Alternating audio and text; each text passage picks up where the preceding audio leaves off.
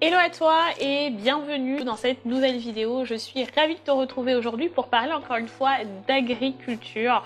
Nombreux et nombreuses sont celles qui décident de monter un projet agricole sans faire d'études préalables. Et les plus grands agriculteurs, notamment que je t'ai présenté lors de ma vidéo dernière, l'ont fait, se sont posé des questions, ils ont monté un business plan, ils ont fait des études de marché. Et aujourd'hui, je vais te montrer comment monter un projet agricole, réussir tes premiers pas dans l'agriculture en Afrique et surtout si jamais tu veux réussir ton retour en Afrique. Sans plus tarder, c'est parti!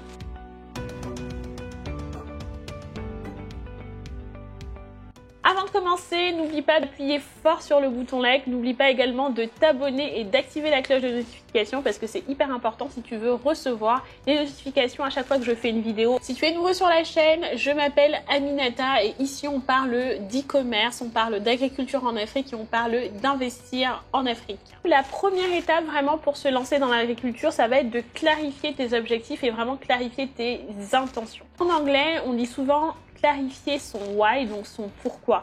Il est hyper important du coup que tu te poses la question, pourquoi est-ce que j'ai envie de me lancer dans l'agriculture en Afrique? Est-ce que c'est parce que j'ai vu une vidéo d'Aminata Ndiaye Business qui parlait d'agriculture et montrait ses accomplissements, ou est-ce que j'en ai vraiment envie? Il va falloir que tu connaisses tes motivations vraiment profondes. Il va également falloir te poser la question de tes attentes en termes de revenus. Savoir combien est-ce que tu attends de cette activité. Ce que beaucoup de personnes négligent et ce que beaucoup de personnes oublient, c'est que l'agriculture, déjà d'une part, c'est un investissement. Donc, c'est-à-dire qu'il va falloir que vous ayez un retour sur investissement. Et ce retour sur investissement, il ne va pas être immédiat. Il faut absolument que vous sachiez qu'il faut être très patient dans l'agriculture. Vraiment se poser la question du temps que tu vas consacrer à ton activité agricole.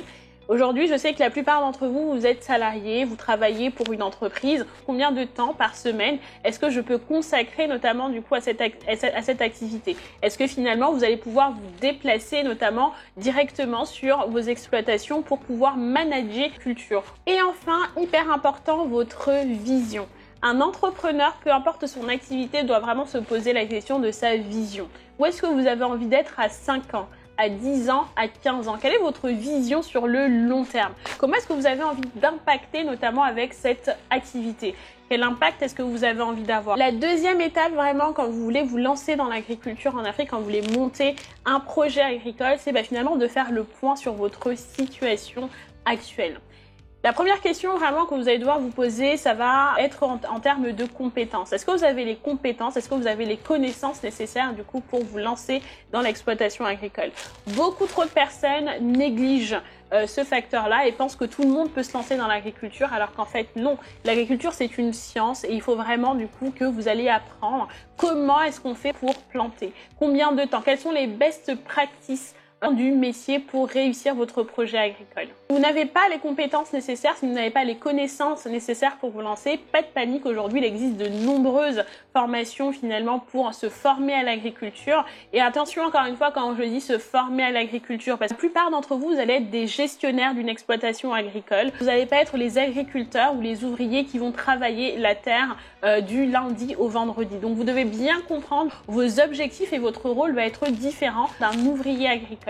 D'ailleurs, si vous êtes à la recherche d'une formation en agriculture, en gestionnaire d'exploitation agricole, si vous vous trouvez surtout à distance et que vous voulez gérer à distance, on a une formation pour ça, donc n'hésitez pas à prendre rendez-vous avec moi pour qu'on puisse discuter de votre projet. Ensuite, il y a des questions tout simplement de logistique. Si vous êtes ouvrier, si vous décidez finalement de travailler la terre, il faut vous poser la question de votre condition physique. Est-ce que vous avez la bonne condition physique justement pour pouvoir labourer la terre et pour pouvoir travailler la terre, parce que c'est pas donné à tout le monde. Encore une fois, ce sont des métiers qui sont pénibles, notamment dans nos pays où finalement on manque pas mal d'équipements. Faut pas non plus avoir peur de se salir, ça c'est également quelque chose que je voulais rajouter. Si vous êtes dans le cas d'une personne qui est à distance, faut vous poser la question de la logistique, combien de fois est-ce que vous pouvez vous rendre sur votre exploitation agricole. Enfin, à cette étape-là, la dernière question que vous devez vous poser concerne les terres. Est-ce que vous avez des terres? Si oui, combien d'hectares est-ce que vous possédez? Est-ce que cette terre-là est arable? C'est-à-dire, est-ce qu'elle est fertile et est-ce que vous allez pouvoir labourer facilement sur cette terre-là? Parce qu'attention, toutes les terres ne sont pas arables. Donc si jamais vous avez déjà des terres, vous devez également vous poser la question de faire un diagnostic en termes de matériel que vous avez déjà sur place. Qu'est-ce que vous avez en termes d'existant? Est-ce que vous avez déjà des réservoirs? Est-ce que vous avez déjà du matériel pour pouvoir travailler la terre? Est-ce que vous avez déjà un forage, etc., etc. Parce que n'oubliez pas, si vous n'avez pas de terre, c'est pas grave. Aujourd'hui, il y a différentes possibilités. Soit vous avez la possibilité d'acheter des hectares de terre pour pouvoir cultiver dessus, soit vous avez la possibilité notamment de louer des terres. L'étape 3 consiste vraiment à analyser le contexte du territoire et le marché potentiel. Les questions que vous allez devoir vous poser sont: quelles sont les caractéristiques de mon territoire? Est-ce qu'il y a assez de population? Quelles sont les infrastructures qui sont déjà en place? Y a-t-il un accès par exemple à la route? Quel est le réseau notamment agricole dans le pays? Quels sont les appuis techniques dont vous allez pouvoir bénéficier?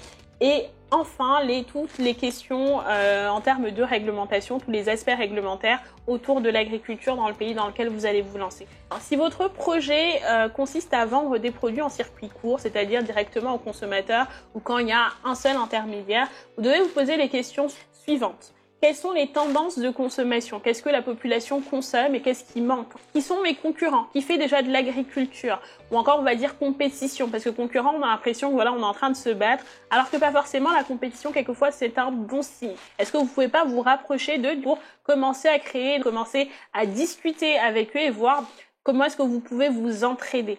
On ne pense pas beaucoup à la collaboration, sauf qu'en fait, l'union fait la force. Et ça, ce sont les débouchés envisageables, notamment dans mon secteur. Est-ce que finalement, il y a possibilité peut-être de transformer le produit? Et enfin, la question que vous devez vous poser: pourquoi mon produit en termes de qualité, en termes de gamme, en termes de service, est-ce qu'il se différencie des autres?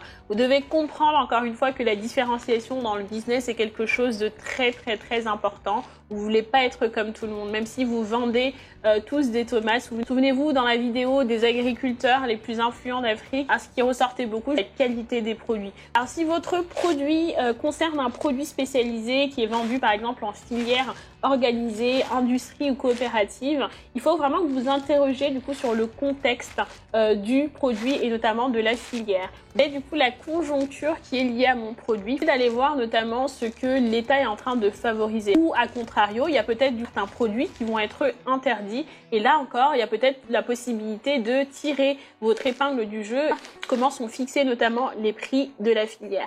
Alors la quatrième étape consiste à l'étude du sol. Je vous en ai déjà parlé. Là, on est vraiment dans le dur du dur.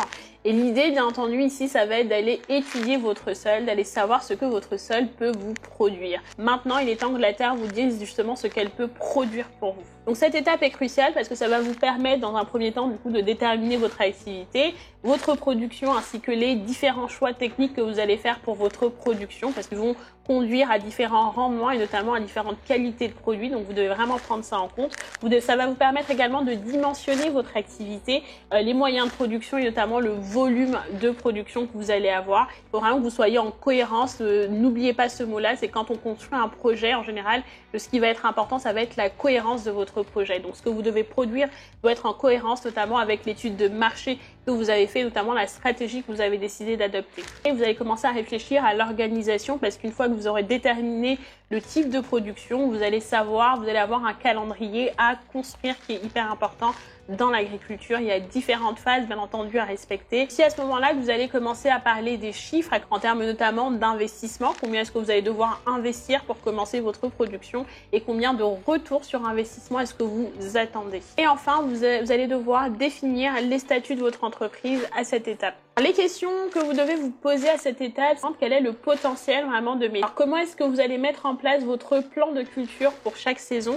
Très important. Comment est-ce que vous allez mettre en place un suivi de votre exploitation, surtout notamment si vous êtes à distance? Est-ce que vous allez avoir un gestionnaire et plusieurs ouvriers, et installer par exemple des caméras de surveillance? Vous avez les ressources notamment financières pour vous lancer dans l'activité. Rentabilité, est-ce que vous allez pouvoir dégager de cette nouvelle activité et en combien de temps? Et enfin, la cinquième étape consiste à évaluer les risques encourus, c'est-à-dire les risques financiers, les risques techniques et enfin les risques humains. Quand je parle de risques financiers, encore une fois, souvenez-vous, je vous ai dit que l'agriculture est un investissement. Par contre, vous allez investir, soit ça va être positif et vous allez gagner de l'argent, soit ça va être négatif et vous allez perdre de l'argent. Alors, le deuxième risque que vous devez évaluer, c'est le risque technique. Que se passe-t-il demain si votre pompe se casse? Vous devez vous poser cette question parce que si votre pompe se casse, ça veut dire que vous n'avez plus accès à l'eau, donc ça veut dire tout simplement que vous n'allez plus avoir de culture et votre activité sera au point mort. Qu'est-ce que vous allez faire? Comment est-ce que vous allez pouvoir pallier à ce problème-là? Et enfin, le troisième risque du coup que vous allez devoir évaluer, ça va être le risque humain. Il s'agit d'un travail, comme je vous l'ai dit, qui était pénible. Il s'agit d'un travail qui est physique et notamment il peut y avoir des accidents. Qu'est-ce que vous avez prévu du coup en cas d'accident pour vos employés?